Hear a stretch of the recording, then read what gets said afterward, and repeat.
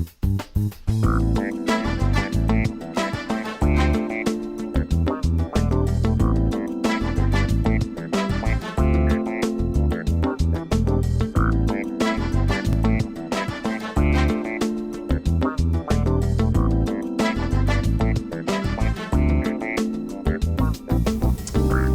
once again, and welcome to Let the Record Reflect. We're here at the Detroit NAACP right after another very, very important Allies Issues and Action meeting today. Today we have on the show two wonderful guests who helped lead the discussion today. Dr. Calvin Trent from Real Michigan and Joe White, community activist. We're going to discuss one of the topics today. Of the war on drugs, 30 years of failed policy. Today at our Allies meeting, though, we also had a conversation about, of course, two major issues that's facing the city of Detroit, our public lighting system and a possible new public lighting authority. We had State Representative Maureen Stapleton, who is the author of the bill of the Public Lighting Authority, come to talk to us and set the record straight on the Public Lighting Authority. We also had Herb Saunders, the lead attorney on the Repeal Public Act 4 petition initiative and appeal and court case, or case that's in the appeals court. He talked to us about what's going on, the decision that was made by the appeals court recently where they agreed to put the Public Act 4 petition or the initiative on the ballot in November. And then, after they agreed to do it, they stayed their own decision, which has never been done here in the state of Michigan. We'll talk about that a little later. But back to our guests, Dr. Calvin Trent, thank you for joining us today. Thank you for having me, Al. No, thank you. Joe White, thank you for joining us. Thank you. If you could tell us a little bit more about Real Michigan, and then we'll get into the topic. Okay, well, Real Michigan is an organization that's been pretty recently created. It stands for Recovery, Education, Advocacy, and Leadership. And it is a 501c4 created in the state of Michigan with the mission of promoting recovery, prevention, treatment, and recovery in Michigan. Okay, and that's important, especially after the great PowerPoint presentation that we seen today, dealing with the war on drugs. Joe, if you can tell me, what's your stand right now on the policies on the war on drugs? Well, I think the war on drugs is an absolute failure, and the studies show that, and the statistics do as well. If the intent of this war, which was started in 1982 under the Reagan administration, if the intent of that war was to arrest high-level drug dealers and traffickers, violent criminals associated with drugs, then it has been a failure. If the intent was to arrest a people, then they have been successful in doing that, meaning that when this war started, roughly 300,000 people were incarcerated in the U.S. At the end of the century, 2.1 million and climbing. So wait, so the war on drugs started in 1982. 82. We had about 300,000 people incarcerated. Roughly, yes. And by the end of the 1980s? Well, by the end of the century. By 2000. By 2000. Okay, by 2000 we had how many? Roughly 2.1 to 2.3 million, depending upon which research you look at. But it goes further than that. We're only talking about those incarcerated. The real damage happens when a person is released and they're thrown back into society labeled felon, which denies them access to housing. It denies them access to Pell Grants, so they can't get an education. Right. And worst of all, they won't feed them. You can't get food stamps. Oh, that's horrible. So how can we say we're a humane society when we won't even feed a man or a woman? Right, and so they say, a lot of people say that the war on drugs or being addicted to drugs and alcohol is really a disease and should be treated as opposed to being incarcerated. Why do you believe that? Well, that is true. I mean, the addiction to alcohol and drugs is a disease and should be treated. Unfortunately, there's a stigma on people with alcohol and drug problems. And our solution, our political solution, as Joe says, has been to incarcerate these people. Mm-hmm. And the unfortunate part about the war on drugs, of course, is it's more than unfortunate, it is premeditated, right. Is that it was even directed at specific drugs that seem to be more prevalent in the African American community. So as of now, the war on drugs has had a devastating effect on the African American community, particularly on black men and individuals who aren't even drug addicts, although many people do have drug problems and they should be treated for their problems. The crime, in my mind, of the war on drugs is that it has criminalized people, and as Joe says, the police have been paid to go fishing for drugs by, searching illegally, stopping people for a traffic violation and ended up arresting them for having marijuana in possession. Right. How many men, fathers, not just men, how many fathers, documented fathers, are incarcerated because of the war on drugs? Do you know? Roughly 850,000 nationally. 850,000 fathers? Yes. What? Yes. And that's a crime in itself. These men need to be home taking care of their families. Absolutely. And we've already discussed that the majority, 85% of these people are not there for violent crimes. They're there for possession. Right. How can you make that distinction that you are bringing violent criminals off the street and you're making our community safer, while at the same time some of those men that need to be there doing nation and community building are thrown into prison? Absolutely. So this is very important. I think that what we're looking at right now is, policies directed toward certain communities. Yes. Policies directed toward certain people in certain areas. And so there's a zip code that you discussed earlier today. What zip code was that? That was the 48213, 48214, primarily District 3. When you look at the council districts, Kettering area, I think if you look at on a map, it's kind of, yes. 94 area. Now, the reason why I say the zip code is important because as you made that statement, there was actually a woman in the Allies meeting from the Children's Center. And she said that is so very important because there's a zip code right next to that where it has the highest number of children who have been left by their parents because their parents have been incarcerated. So you have a high number of children who don't have parents or who are living without their parents, and a zip code right next to the highest zip code in the state of incarceration because of the war on drugs or because of drug drug arrests.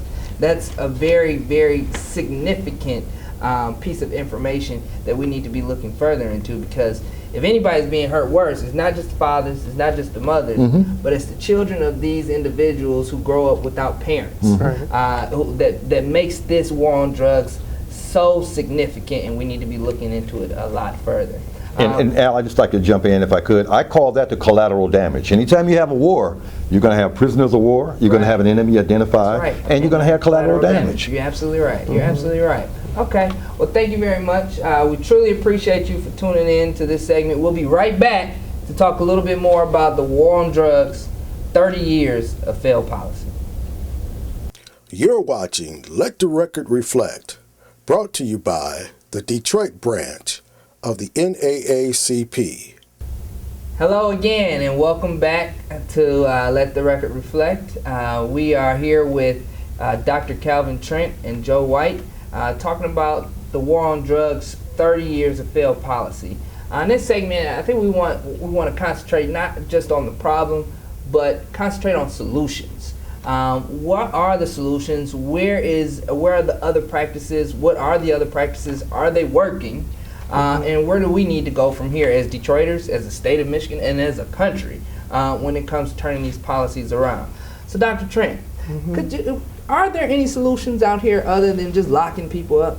Well, yeah, there is a lot of solutions, and the primary one is recovery and treatment. There are hundreds of thousands of people who have conquered a drug addiction through various means, through treatment, through recovery support processes, and we support that through REAL.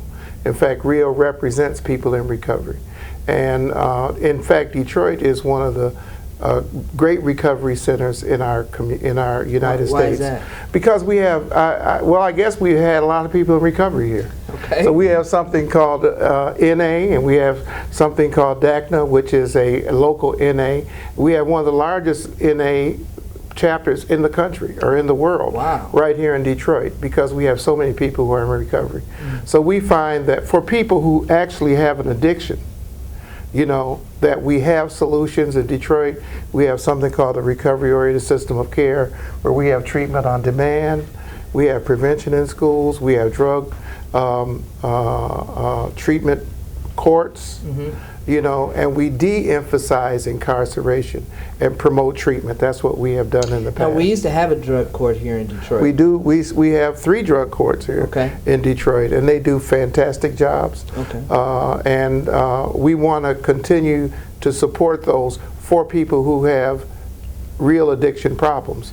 A part of what Joe and the war on Joe talks about in the war on drugs is that war is directed against also people who don't even have an addiction. That's right. You know, people who are just driving, or people who have a stick of marijuana in the car. Right. You know, now marijuana is an illegal substance, as currently in our communities. Right. But it is also the biggest cash crop in the United States. That's You know, so it's a huge business. People use it at the same rates in Ann Arbor, Farmington Hills as they do in Detroit. Right. But for some reason, people in Detroit are incarcerated more for that. And they're not even, so the first thing we need to do is stop arresting young people for marijuana. Yeah. If they really do have a problem, don't put them in jail, put them in treatment or recovery. Right. Yeah, I agree. Joe? And I would like to chime in, if I may. Would you agree that we are the only so-called civilized country on the planet that addresses addiction in a punitive measure versus addressing it in a human rights issue as a health problem? Well, you know, actually, Joe, most people's approach to drug addiction is punitive. And that's one of the things that we have to change. And we have to understand that, you know, many good people get caught up in addiction. And many good people get out of them. And they should be able to live a normal life, raise a family, have a job, just like anybody else. Absolutely. And the unfortunate part is many of these individuals who had a drug problem that we all know in Detroit, there's no family in Detroit that doesn't have a person In the affected family. by drugs. Absolutely. Come on now. No, that's You know, absolutely right. so I White mean, or black, don't matter. white or black. So when they do conquer the problem, if they get the proper resources, then they should be able to have a place to stay. They should be able to get a job just like anybody else. These ridiculous felonies are horrible. So though they need to be changed, but also our vision and our understanding of recovery, our vision and understanding of people with addictions needs to change. Now, what does this do to the quality of life, is my question. For instance, you know, for those who are addicted to drugs and alcohol, who don't get treatment, and end up wallowing in misery and going further and further back in the track and not being able to recover, Right. As opposed to catching that person before they're incarcerated, giving them treatment. What's the difference in the quality of life, Darren? What's the difference in the community? Well, it's the difference between life and death, you know, for the individual. I mean, many people who don't go to prison die in the streets. That's right. You know, I mean, and not only of collateral damage. You know, they have an addiction, they end up dying of HIV and AIDS. They end up dying, you know, scrapping. You know, I live in Palmer Park. Somebody got shot in the building the other day, scrapping. Somebody stole a kid's bike and got hit in the head with a baseball bat and died, Wow. you know, as a result of stealing a bike for drugs. Wow. You know, so our whole lives are affected in this community by drugs. And what we need to do, and arresting and kicking doors down, as much as I support law enforcement, is not a solution. No. We've kicked down every door in Detroit. You know, we've kicked down every door in Highland Park, practically no doors left. And we still have the same drug problem. Right. So we need to begin to understand that we need to reduce the demand for drugs, you know, and possibly decriminalizing Right. addiction. Right. You know what I mean? That doesn't mean that we want to legalize drugs. What But does decriminalizing mean? What decriminalizing means that the penalty is not prison. The penalty can be treatment. In California, they have Proposition 36. So people that are arrested for drug issues are evaluated and they go to treatment rather than to incarceration. Are there any other states that might have the same sort of policies around people who are arrested for drug possession?